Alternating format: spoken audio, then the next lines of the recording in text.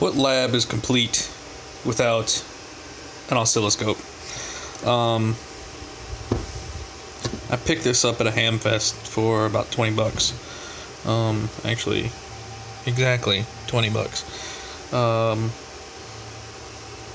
It doesn't work yet. It does power on. And I did some research online, looked up the model number. It's a Miniscope MS230 by NLS. I forget the name. I forget what that stands for, but that's the company name. So we're going to take it apart, and to get into it, the guts slide out of the shell. There's one screw right here that holds the whole thing together. So we're going to take out this screw and slide it apart, and I'll show you what's inside. So this is the guts. This is the CRT. There are 3 batteries right here, and based on what I was reading, this is the failure point. This is what keeps these things from not working. Something about, I don't really understand how oscilloscopes work at this point, but something about the batteries are used in the circuit to measure and get the CRT to work. These things were built in like the 70s or 80s. I think they were manufactured up until like, or at least the CRTs apparently were built until 2006. And you really don't see electronics, or at least I don't see electronics built like this nowadays. Actual chips in the sockets. I mean, look at big components, big soldered on components, and nice potentiometers and all this stuff. It's pretty cool. So let's see if we can. Oh wait, so this one might be better.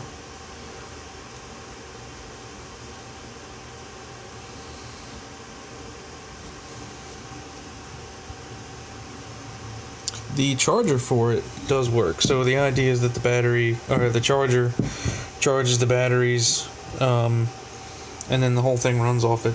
I think it's built to be like a mobile type unit. I don't have any leads for it, or probes, or whatever they call them, but from what I understand, I'll have to get into that battery pack and swap them out, and then I should be able to, it should just work after that. But right now it doesn't really do anything. So let me show you what it does. So this is a little battery charger. That's the one the guy had with it. So make sure it's off. Power off. So kick it on. See, the light comes up, but nothing else happens.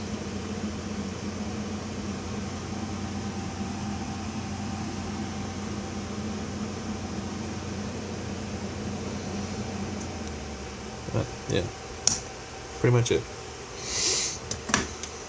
Alright, I might start poking around, checking out these batteries and stuff, and see if I can't find some replacements. So I extracted the battery tray. I'm going to open that up in a second. But I did notice there seems to be a repair that was done at some point. I guess whatever the whatever trace in the board went bad, and they just put a jumper on it. I mean, nothing too crazy. Oh, look at that. So this little guy, one of the pins is straight out of the there, straight out of the socket. So, focus. There we go. Might have to take that apart and bend him back in. Interesting.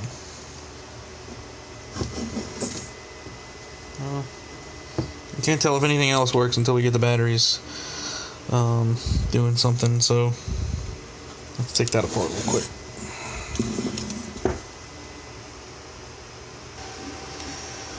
So measuring across these, I get about 2.3 volts.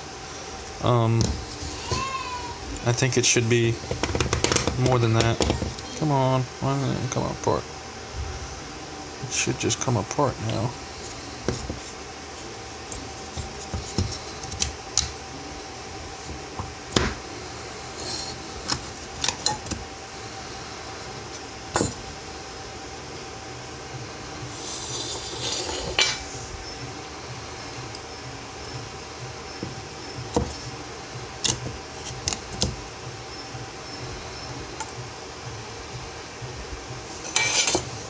So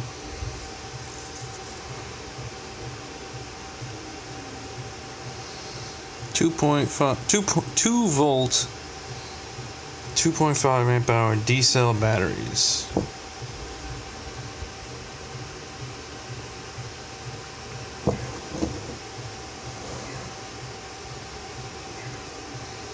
Gates? I thought they just made belts. Shows how much I know. Let's see. Are these things busted? Wow, that's... These things are old. Framing, come on. Alright.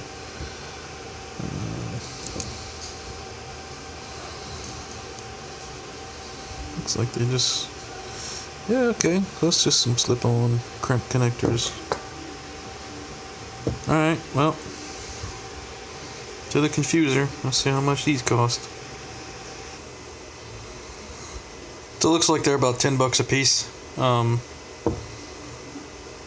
So being all in for $50 and a little bit of time to have an oscilloscope that looks retro as shit, and that looks awesome. I'm excited. $50, not bad. We're gonna order them, or I might try to find somewhere local that'll have them, because shipping would be more. So stay tuned to the channel. If you like the stuff I do, subscribe, hit the like or something, whatever these people usually say at the end of their YouTube videos. Yeah.